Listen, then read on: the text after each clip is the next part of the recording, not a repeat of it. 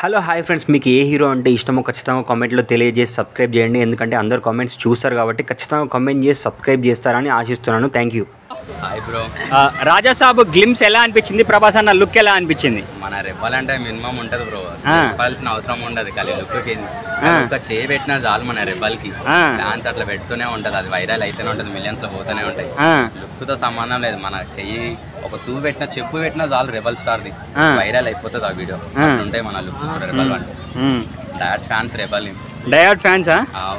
మరి అంటే కల్కి లాంటి సినిమాలు తీయాలా, ఇలాంటి సినిమాలు తీయాలా? మరి కల్కి లాంటి లేదు కానీ మనకి ఇప్పుడు కల్కి లాంటి కాకుండా బాహుబలి లాంటిది ఇలా ప్రజల కోసం తీసినా, కానీ ఎట్లా తీసినా ఏముంది బ్రో, ప్రభాస్ ఉంటే చాలా, ప్రభాస్ ఉంటే చాలు. మొన్న ఏంది రాధేశ్యామ్ వచ్చింది, ఫ్లాప్ అయిపోయింది.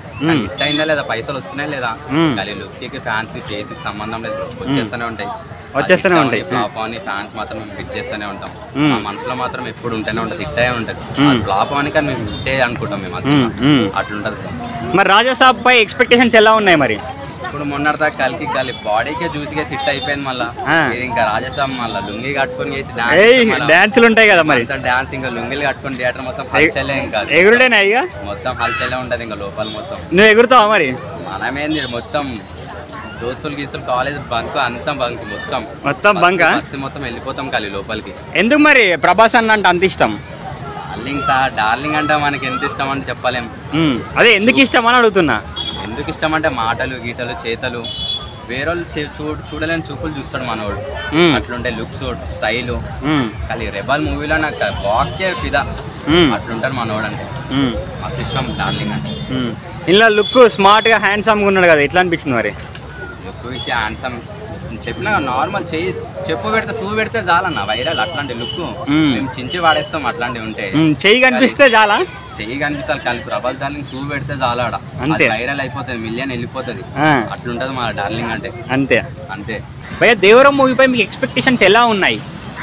దేవరా మూవీకి వచ్చి దేవరా మూవీ గురించి చెప్పాలంటే ఫుల్ వెయిటింగ్ బ్రో. ఎందుకంటే కొరటాల శివ మూవీస్ అన్నీ హిట్టే, కానీ ఆచార్య విషయానికి వస్తే కొంచెం డల్ అయిపోయింది.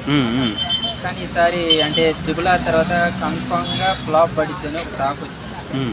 అది ఫస్ట్ నుంచి ఉన్న విషయం. రాజమౌళి గారి సినిమా హిట్ అయితే తర్వాత ఖచ్చితంగా ఫ్లాప్ పడింది. ఇప్పుడు దేవరా విషయంలో అదే కొంచెం ఫ్యాన్స్ ఫీల్ అవుతున్నారు.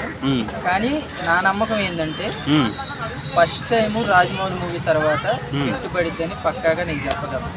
కొరటాల శివ ఈసారి కన్ఫామ్గా హిట్ కొడతాడు.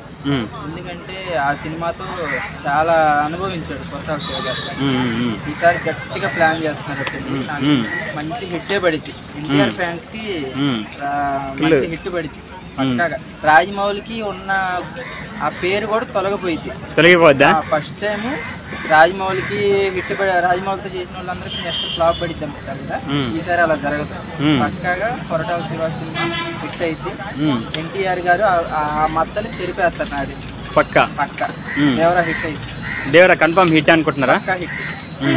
అంటే ఇప్పుడు సాంగ్ కూడా ఒకటి వచ్చింది కదా, ఆ సాంగ్ ఎలా అనిపిస్తుంది మరి మీకు?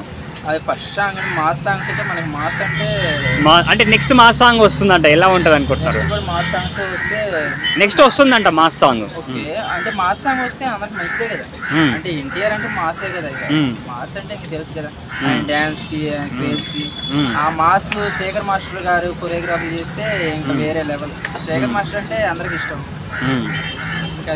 ఇప్పుడు వన్ వర్డ్ లో ఎన్టీఆర్ అన్న గురించి దేవరా మూవీ గురించి చెప్పాలనుకుంటే ఏమని చెప్తారు? వన్ వర్డ్ లో చెప్పాలంటే దేవరా పక్క బ్లాక్ బస్టర్ అయితే, రెండో జనతా గ్యారేజ్ అయిపోయింది. ఫ్యాన్స్ కి ఇది మంచి దాన్ని ఏమంటారు, బిర్యానీ, మంచి బిర్యానీ అనుకోవచ్చు, దమ్ బిర్యానీ అనుకోవచ్చు. పక్కా హిట్ అవుతుంది నేను చెప్తున్నా. ఫ్యాన్స్ అందరూ గుండెల మీద చేతులు వేసుకొని థియేటర్కి వెళ్ళండి. Okay, thank you.